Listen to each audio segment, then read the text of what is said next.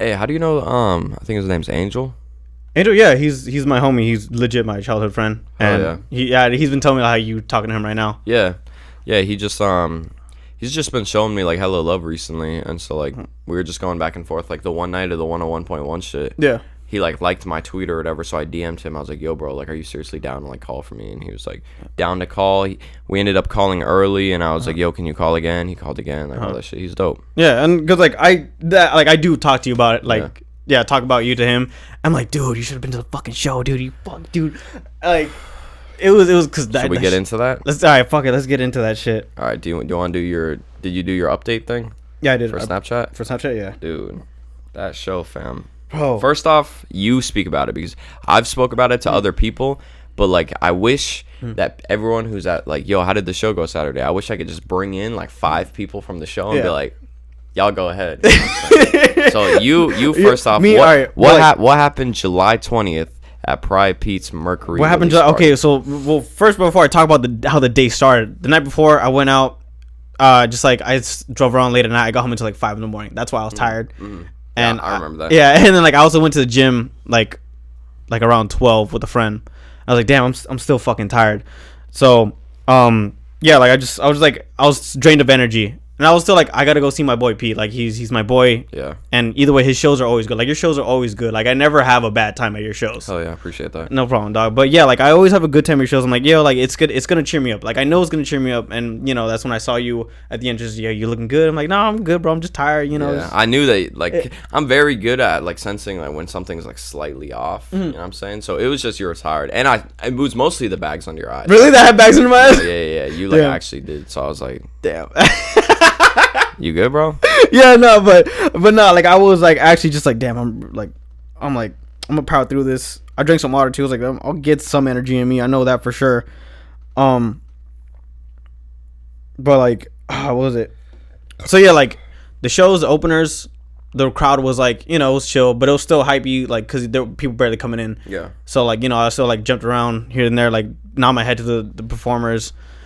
And like right when like Sirens and Shrub had started performing, that's when things started picking up. To me, that's when things started picking up. I don't know about like everyone else, but that's when everyone started jumping around. That's when I started jumping around too. That's when I started seeing energy started going up. Yeah. Well, because like, I mean, how many people were even in there in the beginning? Because I was in the green room and I kept asking everybody. I was like, yo, like, are people here? Blah blah blah. Like, no, I mean, I'm gonna stop interrupting. No. You just do your thing. No, it's okay. You do your thing on the night, and then I'm gonna go. No, it's okay. But like, you can keep asking me questions. But like, yeah, like for sure in the beginning, a lot of people were at the bar. Yeah, there was a lot of people at the bar. Not that many people like in the general area. So I was like, all right, cool. And like, you know, like I'm the kind of a shy dude.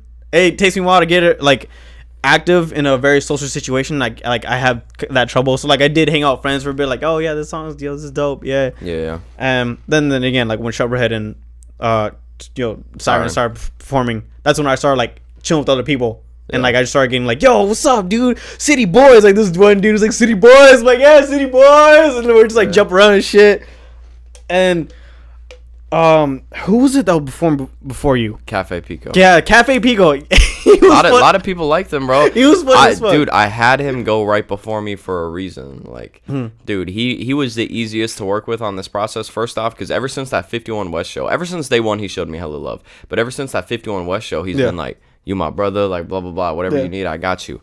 And so he doesn't get a lot of looks, bro, and he's one of the best performers in the state. Like, top 5 performers in the state, and he doesn't get on shows like that. Damn. And so I'm like, okay, this motherfucker deserves it. You know what I'm saying? He's going to put on a great performance that's fun. He raps well. It's kind of lit. And he's going to interact with the crowd, which he always does well. And so that's why I was like, I need to have him go first. And the crazy thing is like, because I hit everybody before I locked in the date. And I was like, yo, how many tickets do you think you could sell? So I could have a rough estimate of like how many tickets I need to sell for my personal quota.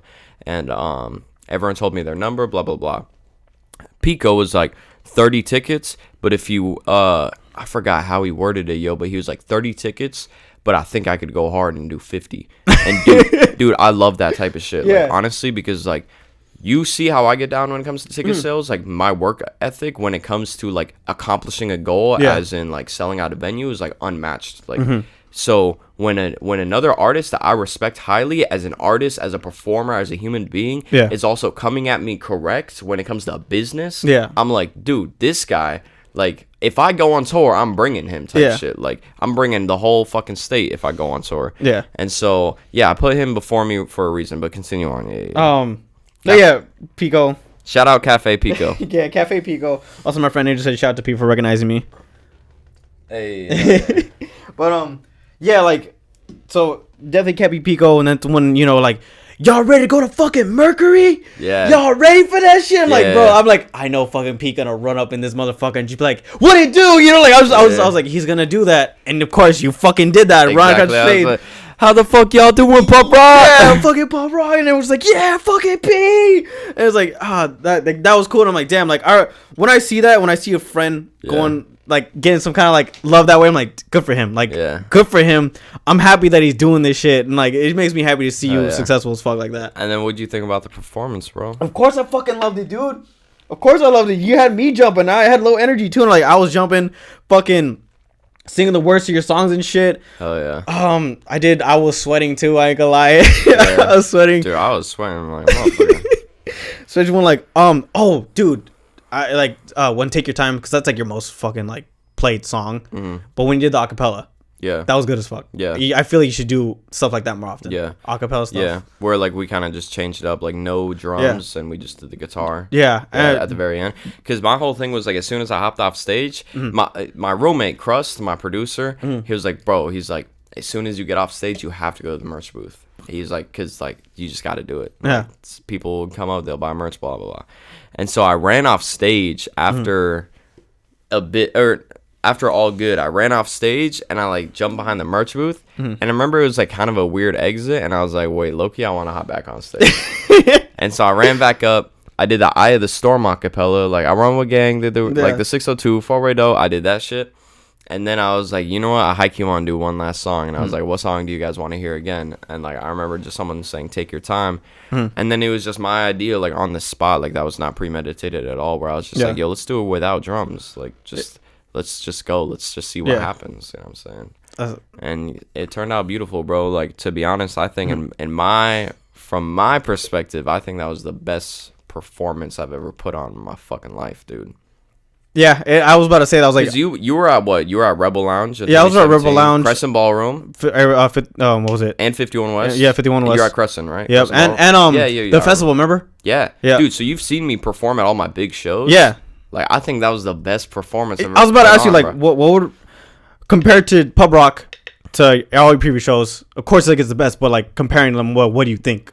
Why do I think it's the best? I think it's the best because the energy, dude. To be honest, like.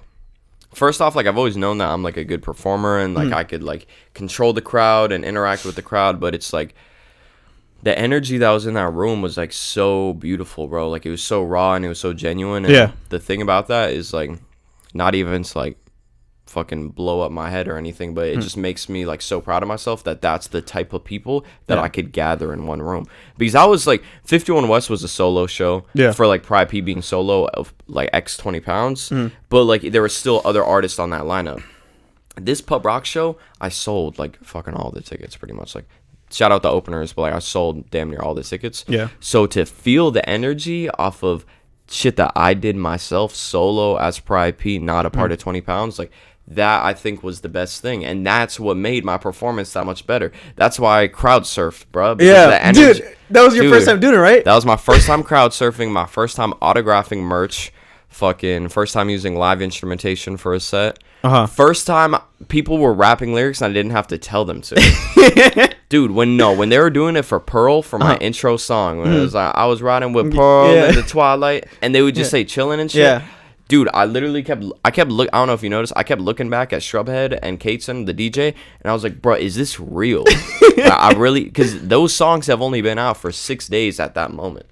They've only been out for a fucking week, and people are already in here like singing choruses. I'm not telling them to do shit, they're just doing it, especially for On Me. Yo, dude, it was just so insane. The build up throughout the night was so fucking absurd. Like it was Pearl. So Pearl's my intro. Yeah. Energy's crazy. People rapping lyrics. On Me, motherfuckers going stupid, bro. Motherfuckers are jumping. Yo. Motherfuckers are rapping. Put that on me. No, I'll put that on me. I remember you had like people grabbing my shirt, bro.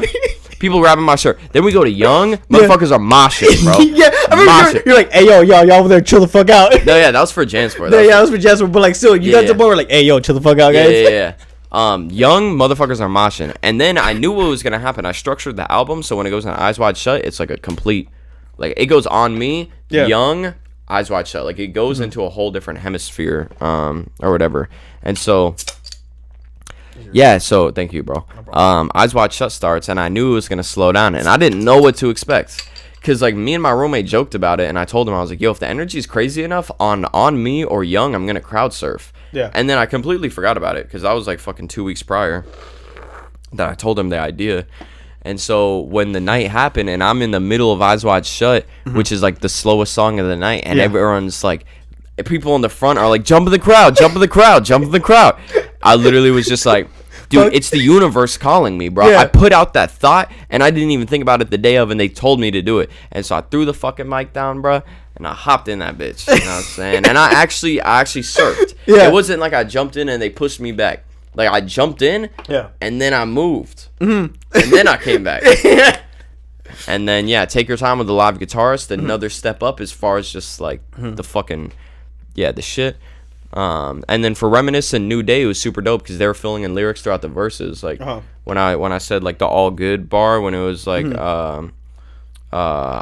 my brother back in high school, life was all good, and I still am paying back, but it's all good. And they said the all good part, and then for New Day, when it was like my bank account was negative, they wondered why I'm negative. And they were doing, dude, when they were filling in those lyrics, and I could pull away, like that's some shit that like fucking famous people do, bro, like or just people with core fans. Yeah. So like.